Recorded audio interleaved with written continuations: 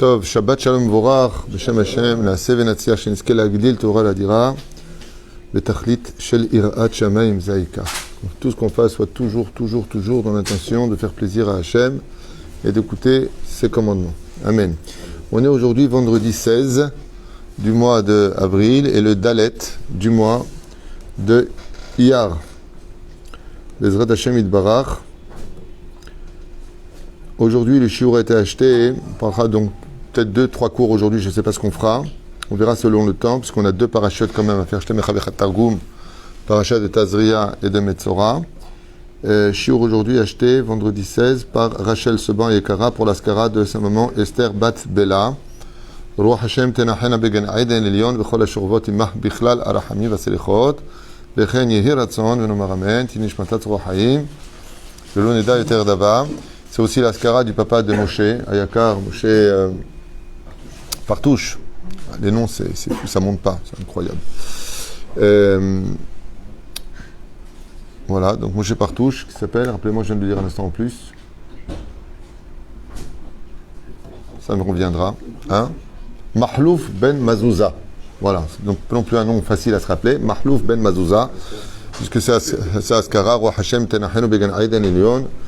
On mêlera en même temps à cela Leilou Nishmat Shel Kol Mete Israël Bichlalam, mon beau-frère adoré qui nous a quittés malheureusement trop tôt, Georges Eliou Ben Simcha Alice, comme tous les morts d'ailleurs, Shane Bat Finja, Denis Simcha Bat Lola, Tzipora Bat Zeligman, Levi Yehuda Sine Ben Eliou Sayad, Gérard Grulik, Chaim Aaron Yosef Ben Esther, Yosef Ben Rachel, Yuket Shira Chaya Bat Ibon, Mesaouda, Myriam Bat Zerbi, Michel, Michael Bat Esther, David Eliou Baruch Ben Marcel, Michal, Sarah Bat Nina, Dada, Mesaouda Bat Esther, Sasson Ben Le Esther Alevi, Bechol Mete Israël, Bechol Atar Be'atar. D'ailleurs, je crois que j'avais, si juste un instant, je n'ishtadel tamid la hazor les koulam.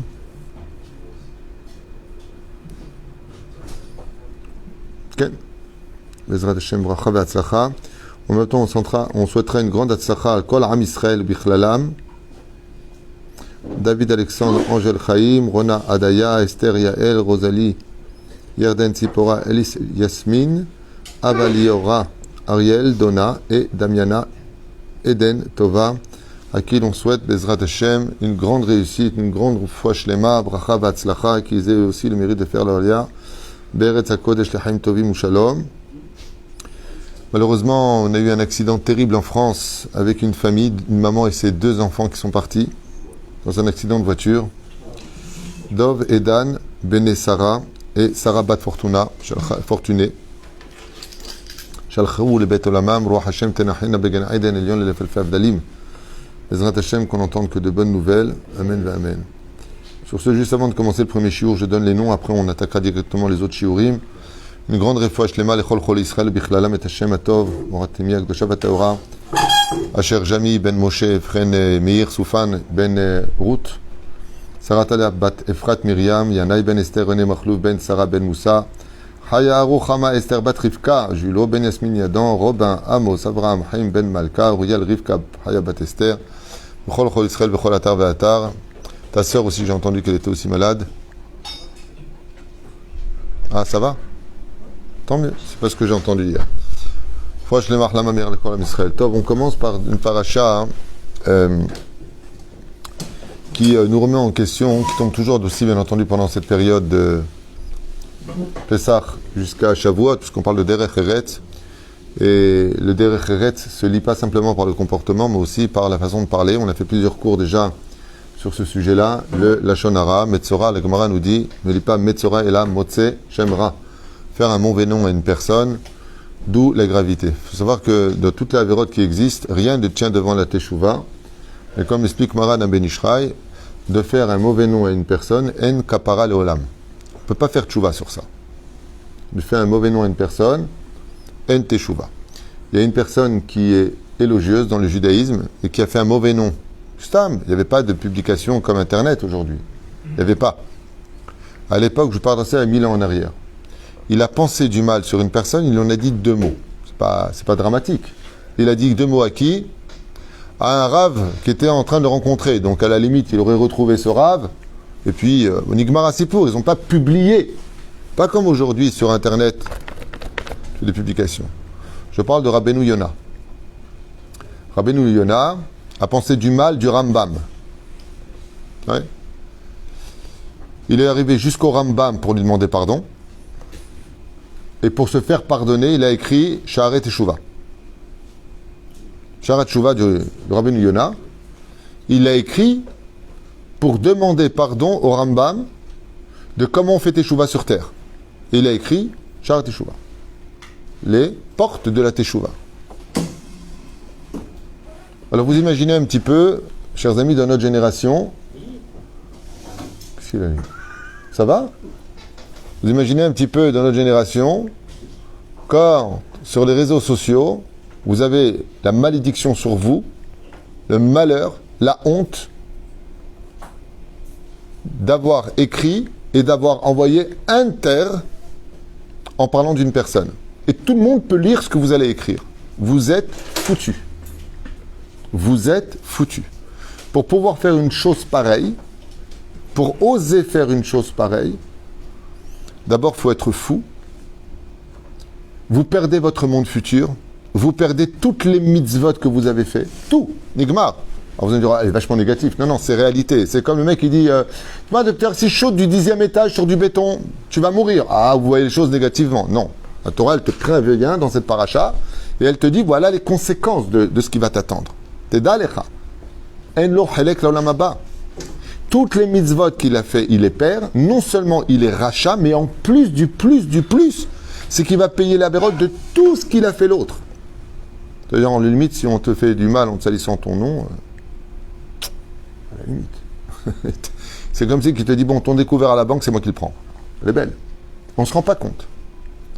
La seule et unique fois où on peut se permettre de faire une chose pareille, c'est quand on a l'autorisation d'un tribunal rabbinique. Ça veut dire que tu es venu devant 3 dayanim, et les 3, ils te disent, bon, étant donné qu'il ne fait pas de tchouva et que tu as le droit de prévenir les autres. Pourquoi ? Parce qu'ils ont toutes les preuves, les témoins, ils sont venus. Vous avez déjà vu une fois quelqu'un, il a fait un tribunal rabbinique ? Il faudrait l'autorisation du Sanhedrin pour oser faire une chose pareille. Minimum un bed-din reconnu d'État. Et nous, on se fâche avec quelqu'un, on n'est pas d'accord, tu vois ce que je vais te faire. C'est pas en train de taper sur des touches que tu es en train de faire, c'est creuser ta tombe pour ne jamais te relever. Il n'y a pas de triatamitim, il n'y a rien. L'Hachem Ishmor Virachem. Hachem Ishmor. Motzi Shemra, il est retranché d'Israël. À un tel point que Shmuel HaKatan a écrit la minim et la machinim alti tikva. Pour tout l'homme, il doit avoir de l'espoir. Cette avéra-là, ce péché-là, il n'y a pas d'espoir.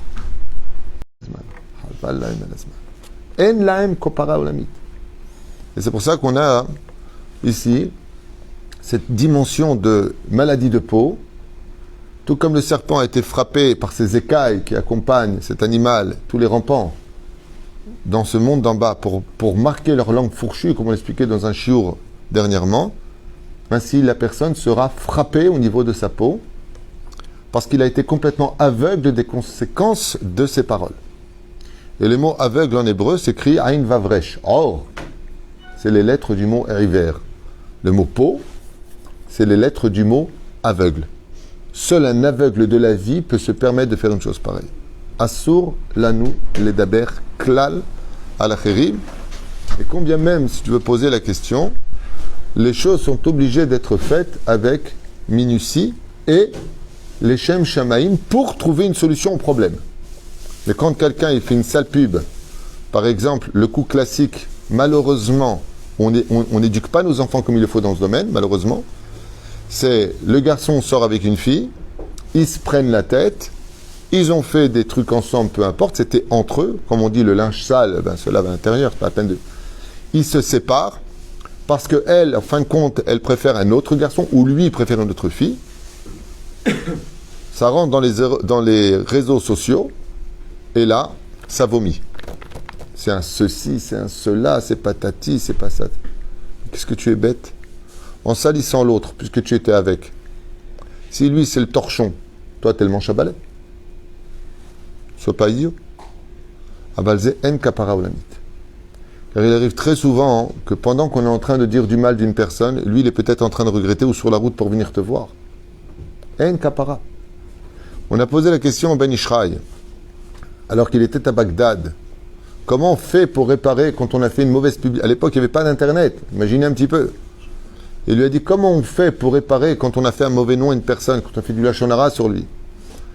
Juste à côté du Ben Ishraï, il y avait un poulailler. Il lui a dit, apporte-moi tout le duvet qu'il y a là-bas. Il est parti là-bas, il y avait beaucoup de duvet, tu sais, les petites plumes très très légères. Il a pris une poignée, il l'a apporté au Ben Ishraï.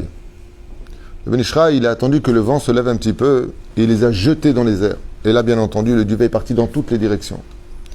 Il lui a dit, quand tu seras capable de me ramener chaque duvet qui vient de partir dans les quatre coins, tu auras fait l'accaparel. Il lui a dit, c'est impossible. Il lui a dit, de la même façon, c'est impossible. Impossible. Alors, comme il n'y a pas de désespoir malgré tout, on va pas laisser un ton, surtout que ça nous concerne tous. Qui n'a pas dit une fois du mal de l'un ou de l'autre? Qui? Klai Rishon, il prend sur lui de ne plus jamais parler de personne. Davar Sheni, il mad kol yom, deux halachot du lachon hara. Ze chaper ba'ado.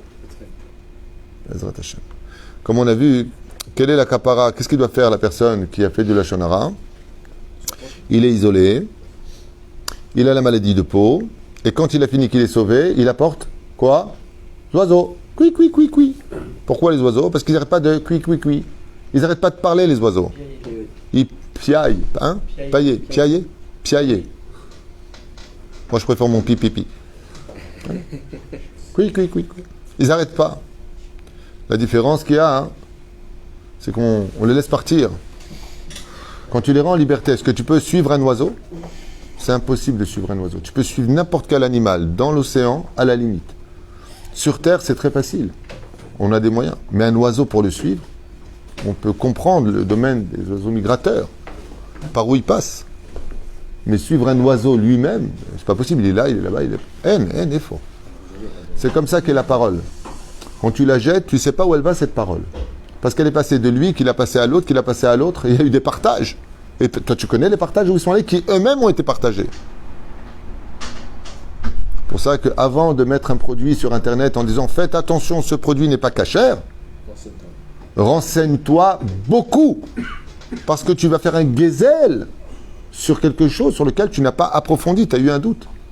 Tu as le droit de dire « Écoutez, je ne peux pas dire que c'est cachère, je ne peux pas dire que ce n'est pas cachère, j'ai entendu qu'il y avait un doute, renseignez-vous. » C'est très limite, mais même ça, il faut l'autorisation d'un dayan. Parce que la suspicion peut mener à la condamnation, comme aux États-Unis.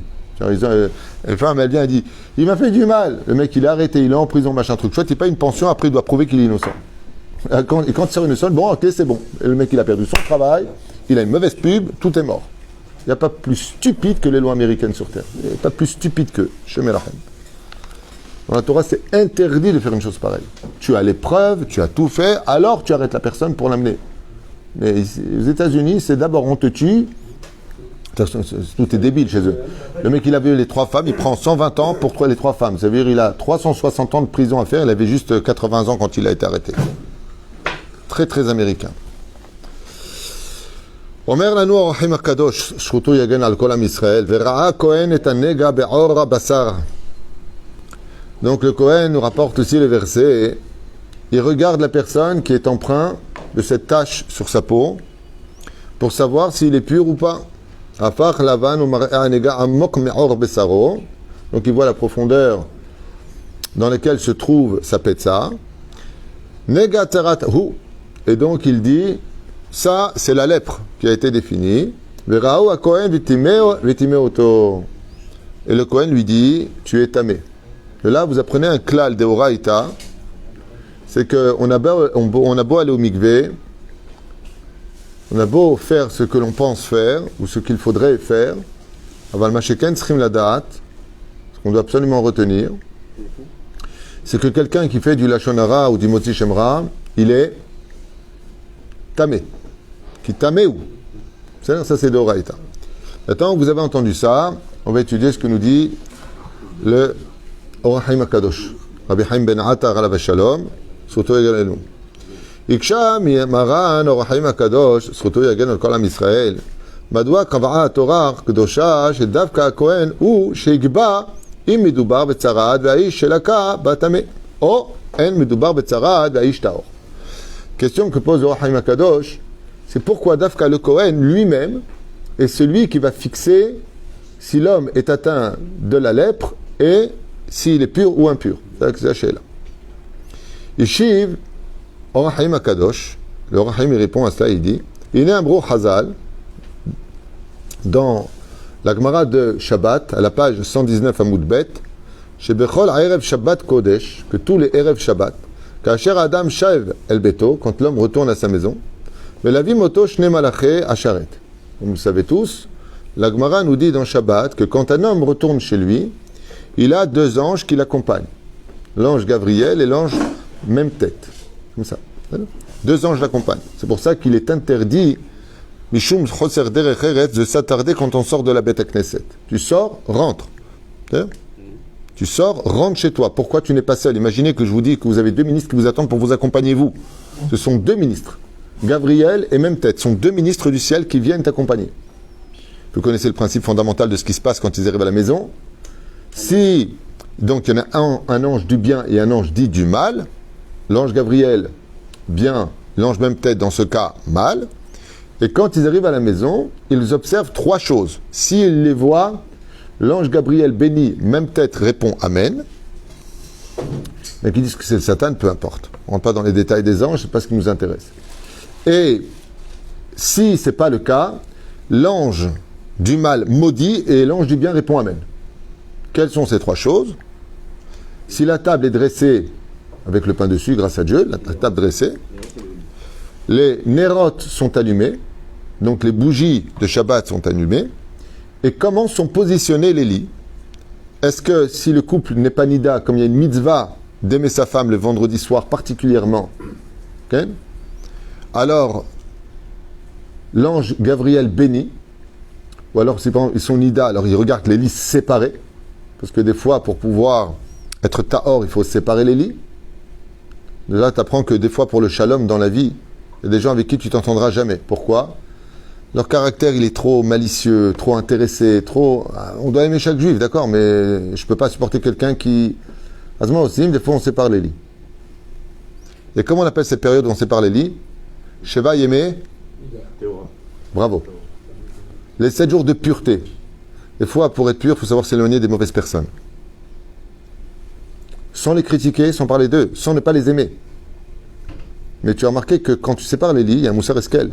Ça s'appelle, aujourd'hui, les 7 jours d'impureté. Dans la Torah dit les 7 jours de pureté. Des fois, il y a des gens, mais il faut s'éloigner d'eux. Mais pas les critiquer. L'homme intime. L'homme intime. Et qu'est-ce que c'est la période quand ils sont en colère? Quand ils sont en colère, les bassar echad, ils font un. C'est au niveau physique.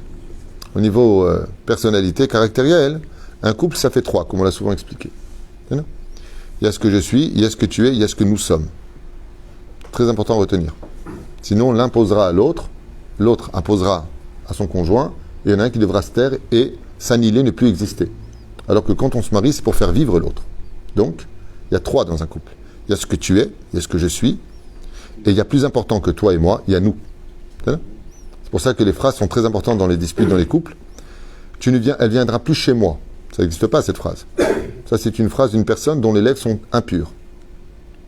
Parce que si tu dis à ton mari, ta mère vient plus chez moi, c'est la question que c'est... Enfin, moi, si j'étais mari, je dirais, et moi, je vis où? Tu peux dire, j'ai un problème avec ta mère quand elle vient chez nous. Ça change tout. Mais si tu t'appropries une chose, c'est que tu as tué l'autre. Donc, très important de retenir que dans une vie de couple, il n'y a pas de je pense, il n'y a pas de tu penses. Il y a comment on peut penser. Parce qu'il y a toi et moi ensemble. Tes problèmes sont les miens sont les tiens. Comme lui dira la femme, quand il s'agit de ta mère, tu as beaucoup de compassion, mais moi je te dis que j'ai mal, ça t'as pas mal? On ne parle pas d'une folle furieuse qui voit le mal chez tout le monde et qui aime personne et qui elle-même ne s'aime pas. On parle des gens normaux, okay, qui n'ont pas d'ambiguïté. Tov. Alors il dit comme ça, Malach Tov ou Malach Ra. Vaya im shulchano aroch ou beto mesudar dirvat Shabbat Kodesh karaoui, qu'on vient d'expliquer, Amalach Atov mevarech veomer, yehi ratzon sheizke, shekach yeh gam le Shabbat abaa. Donc on a vu que quelle est la bénédiction que va dire l'ange positif s'il voit que les 3 choses sont à leur place. Il dira, yehi ratzon, qu'il plût au ciel, que la semaine prochaine ce soit pareil pour eux, qu'ils aient une maison qui soit pure et que vous ne vous rendez même pas compte. Quand je dis vous ne vous rendez pas compte, ce n'est pas un jugement. On ne se rend pas compte de la gdusha et de la grandeur de ces 3 choses qui plaisent à Dieu. Si vous faites les initiales de ces 3 mitzvot que nous avons, la chala qui est posée sur la table, la Adlakat Nerot et Nida, on appelle Noun, c'est les lettres du mot Hana. Hana, Hinna, c'est pour ça qu'on fait le Hinna à la femme, uniquement entre femmes. Pas besoin qu'il y ait des hommes pour un chiné. Ils n'ont rien à faire là-bas, ça danse la danse du ventre et tout. Pas besoin. D'accord. Et c'est les lettres du mot Hen Hashem. Celui qui veut trouver grâce aux yeux de Dieu, par ce mérite-là, de préparer la table, de mettre les pralot sur la table en l'honneur de Shabbat Kodesh, de préparer les bougies de Shabbat qui brillent en l'honneur de Shabbat Kodesh, et la position des lits, s'ils sont ensemble ou pas, Ze Motzehen Bene Hashem. Et la bracha, c'est quoi? Que tu as encore le mérite de la bracha. Pourquoi? Jusqu'à le jour où tu pars de ce monde à 120 ans, et que tu vois le salaire que Dieu t'a réservé pour ces 3 mitzvot de la Torah si importants. Mais si ce n'est pas le cas, eh bien, l'ange du mal maudit la famille, le couple. Si les lits ne sont pas séparés, s'ils devaient être séparés et autres, c'est une klala qui s'y installe, ce n'est pas une bracha. Et qu'est-ce qu'il dit? Il raconte que tu n'as toujours pas le mérite d'avoir ce mérite. En d'autres termes, c'est ça la klala. C'est-à-dire, qu'est-ce qu'il y a de pire au monde? Ne pas avoir le mérite de faire des mitzvot. Ça, c'est la pire chose au monde. Si un jour un homme a envie de pleurer, il a envie de pleurer. Qu'est-ce que tu as envie? Je veux bien, j'ai envie de pleurer. La première règle sur laquelle il devrait pleurer, c'est pourquoi je n'ai pas envie d'étudier la Torah. C'est la première raison au monde pour laquelle un homme a le droit de pleurer. Comme l'a fait le Rambam à l'âge de 9 ans, où il n'avait pas envie d'étudier la Torah, il ne comprenait rien, il s'est mis à pleurer pendant des mois devant le Echal, à Cordoue, c'est un enfant, et il disait à son père, l'homme est trachek nafshi l'ilmot Torah, j'arrive pas, je ne comprends pas, ça me saoule. Il lui a dit, demande à Dieu de t'ouvrir ton cœur à l'étude. Et cette prière est devenue le Rambam, de qui on a dit, Moshe Ba'ad Moshe, l'okam ki Moshe. De Moshe jusqu'à Moshe ne s'est pas levé à Moshe comme lui. והמלאך הרע עונה אמן, ובעל כורחו שהרי מגיעות הברכות ליהודי, זה בזכות ולא בחסד. Donc il n'a pas d'autre choix que de répondre amen. אולם, אם חס ושלום שולחנו אינה ארוך, וביתו אינו מסודר כראוי לרבות שבת קודש, d'où la mitzvah de nettoyer sa maison aussi en l'honneur de Shabbat Kodesh, d'avoir une maison propre. המלאך הרע מאחל שגם בשבת הבא יהיה כך. Dans ce que je viens de vous dire, j'avais déjà devancé, c'est le malach qui dit, puisque tu as pas eu ce mérite, la pire des malédictions, c'est quoi qu'il lui souhaite? Que tu n'aies pas ce mérite. Donc, n'oublions pas, c'était quoi la question? Pourquoi c'est le Kohen qui a le pouvoir de dire tamé et impur? C'était la question du Rachim Akadosh. Parce qu'on peut perdre le fil. C'est pour ça que je vous le rappelle. Amalachatov, on est amen, Baal Korcho. Et l'ange du bien, n'ayant pas le choix, de là vous apprendrez qu'un homme est emmené là où il veut aller. Tu veux être Kadosh, on te rend pur du ciel. Tu veux être impur, on te rend impur. On t'aide dans ce que tu veux être. Et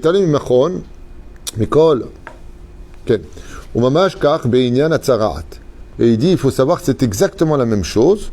Donc maintenant, on vient de comprendre pourquoi il prend un exemple de Shabbat Kofiutet. Il dit, il faut savoir que en ce qui concerne la lèpre due au Lashon Hara qu'on aurait fait ou au Motzi Shemra pire qu'on aurait fait, eh bien, Ima Adam diber Lashon Hara.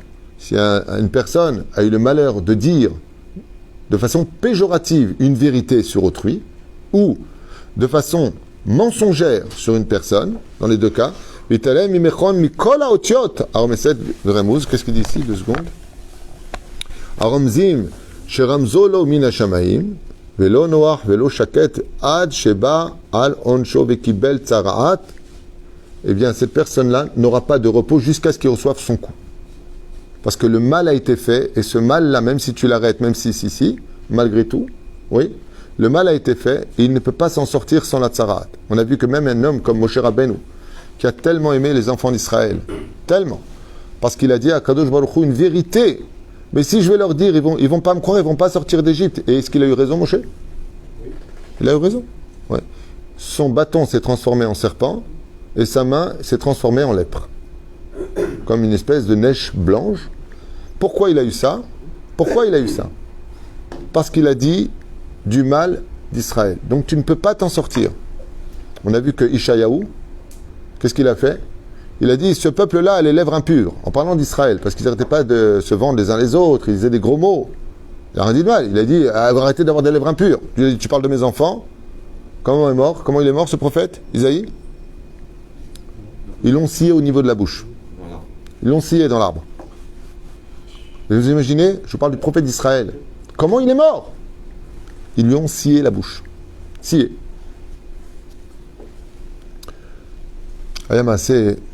Avec Rabbi Yaakov Abu Hatzer Zecher Tzadik Kadosh V'Racha. Un jour, alors qu'il était en train de manger pendant Shabbat Kodesh, lui, il mangeait beaucoup avec les mains de ce que j'ai appris. Parce que les mains, c'est le chesed. Les kelim, les couverts, c'est fait de fer, c'est midatadin. Et il a pris la cuisse avec sa main et il a mangé. Et là-bas, la tabaït, là-bas, de l'autre côté, parce qu'il ne mangeait pas avec les femmes, elle a dit, Oufren, est-ce qu'on manque de couverts pour qu'il mange comme un chien avec ses mains? On est des animaux, nous, pour manger avec les mains. Quand on a fini sa phrase, elle est venue déposer le bouillon sur la table et elle a voulu parler à son mari, délicatement. Et elle fait ha ha ha ha. Sa mâchoire s'est bloquée. Sur place. Rabbi Yaakov Bohatzera, il a dit au mari, elle s'est bloquée la mâchoire, ton épouse, parce qu'elle a fait du lachon hara sur moi. Qu'est-ce qu'ils font les chiens? Tu passes à côté d'eux, rien qu'ils aboient. Mais pourquoi tu aboies? C'est chutzpah. Tu passes comme ça, tu as un chien qui est dans le grillage, si je fais quelque chose, je ne suis même pas sur ton territoire. Il n'y a pas plus effronté que le chien. Surtout quand il est petit en plus. Khnan a dit, tu lui donnes un coup de pompe, tu l'envoies au bout du monde. Ouais, et tu le fais, waouh, comme ça il se sauve. Ouais, c'est des fous. Il dit Bidjouk Oto Davar. Bidjouk Oto Davar. C'est pour ça que les chiens ont reçu un salaire de ne pas avoir aboyé quand on est sorti d'Égypte. Al-Pipchat. C'est ça? Il dit, cette femme-là, étonnée qu'elle a aboyé pour rien, pourquoi tu parles? Ça te regarde comment je mange? Regarde ce que c'est du lachon hara. Pourquoi manger avec les mains? On a découvert, il n'y a rien de dramatique. Rabbi Yaakov, elle dit, pourquoi tu parles de moi? Je t'ai demandé quelque chose? Faites très attention à ça. Des fois, tu peux avoir quelqu'un à table, et il a faim, il n'a pas mangé depuis longtemps, ou alors il kiffe ce que tu as mangé. Je dis, qu'est-ce qu'il mange? Normalement, ta punition, c'est toute ta vie d'être bloqué de la mâchoire. Pourquoi tu parles? Il t'a mangé ta nourriture, tu as quelque chose, ça te plaît pas, l'invite pas. Au contraire, donne-lui des plats. Merpat lecha. Vous savez à qui c'est arrivé ça? À Rabbi Elazar ben Rajbi, le fils de Rabbi Shimon bar Yochai, qui était extrêmement obèse. Un jour, il y a deux hommes, nous raconte le Zohar HaKadosh, sont venus pour prendre une bracha de Rabbi Shimon bar Yochai parce qu'ils vendaient des tissus. Ils avaient deux ânes dehors, avec de chaque côté des paniers, avec beaucoup de tissus très lourds. Rabbi Elazar ben Rajbi avait 4 ans. Et sa mère lui préparait ses gâteaux à la tunisienne, c'est-à-dire à la marocaine. Parce que les gens ils ont remarqué que je disais la tunisienne, on va faire la marocaine, c'est pas grave. 12 gâteaux sur un plateau. Et comment il les mangeait? Un peu de façon glouton, comme ça. Glouton, on dit? Glouton. Et là, il dit à l'autre, ouais, regarde comment il mange vite celui-là, il va pas finir le plateau. Rabbi Elazar, à l'âge de 4 ans, se lève, il sort dehors, et après juste quelques instants, il rentre. Il s'assoit, il les regarde, il prend ses gâteaux et il continue à les manger.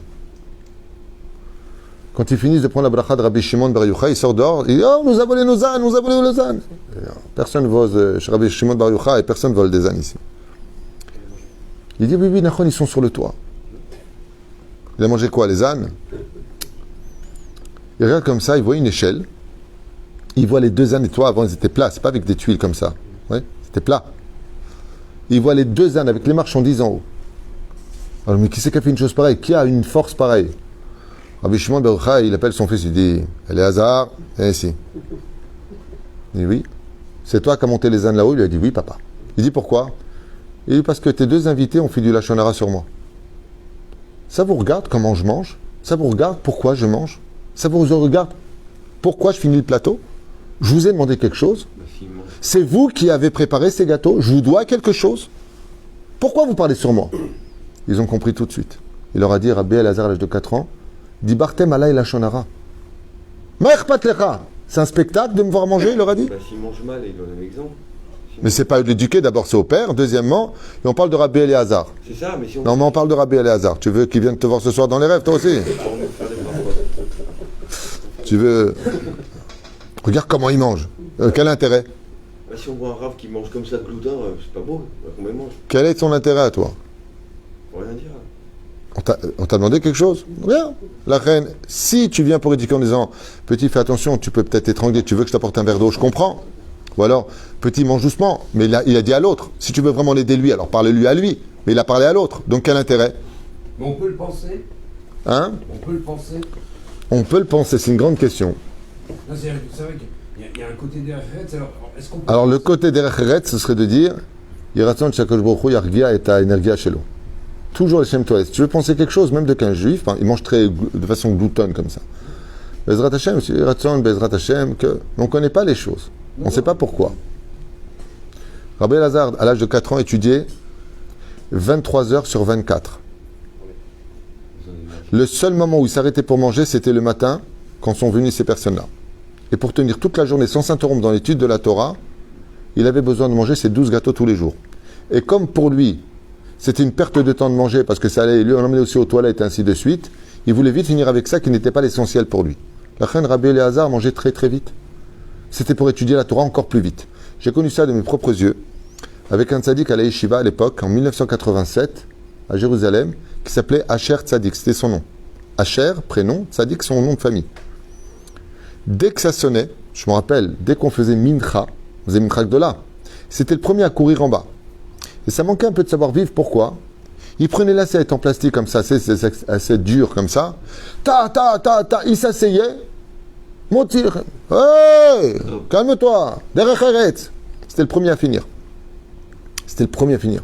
À 1h, on faisait mincha. À 1h30, on avait fini mincha. À 1h31, il était en bas, son plat servi en 1 minute. Kolel netilat yadayim. Je ne sais pas comment il faisait, peut-être 2 minutes. Allez, ouais. On était à peine servi, il avait déjà fait son Birkat Amazon. Il était où? Il était déjà en train de continuer sa Gemara. Il était le premier Beth Midrash, il sortait toujours. Maintenant, toi, tu arrives au moment où on va manger ensemble. Qu'est-ce que tu vois?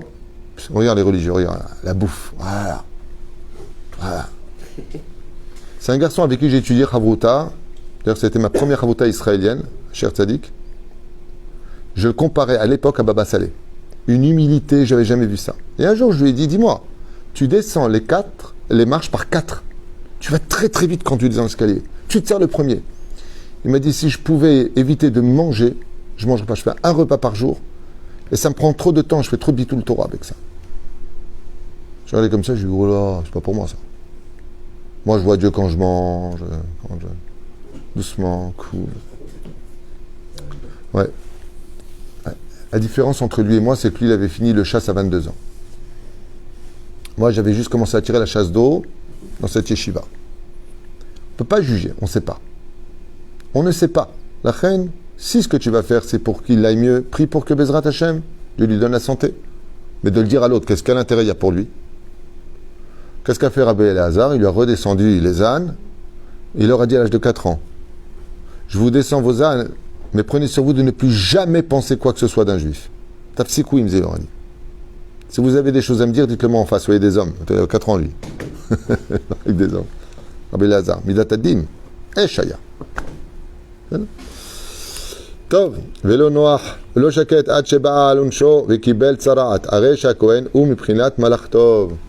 Alors maintenant, quel rapport entre la comparaison de l'homme qui sort le Shabbat avec, d'un côté, les 2 anges qui l'accompagnent, l'un qui dit Amen à l'autre, et le fait qu'il aille voir le Kohen? Réponse, parce que le Kohen, il a le rôle de l'ange positif, de Gabriel. Et alors, Baal Korcho, on est Amen ou Machriz va Omer, Sheachen Midubar Betzara, Beish Zeare Utame. Et étant donné que le mal est en lui qui voit la Tzaraat, le Kohen qui Oev Shalom, Verodev Shalom, Oev Takbiriot, Korvan la Torah, le Kohen qui est l'ange du bien, n'a pas d'autre choix que de répondre Amen à la Tzaraat, au mal qui est en toi. Donc il est Baal Korcho. Tout comme on a vu que l'ange, même peut-être, est obligé de dire Amen à la bracha de l'ange Gabriel, on a vu que si ce n'était pas le cas, l'ange Gabriel est obligé de répondre Amen à la malédiction de l'ange du mal, le Shabbat. Il dit Be'otam Mida le Rahaim Akadosh. Lui, le Kohen Gadol, il a un digne Malach Hashem, positif. וצעד קשה, זה נועד לעורר את ליבו של המצורע, שיבין עד כמה חמור מצבו.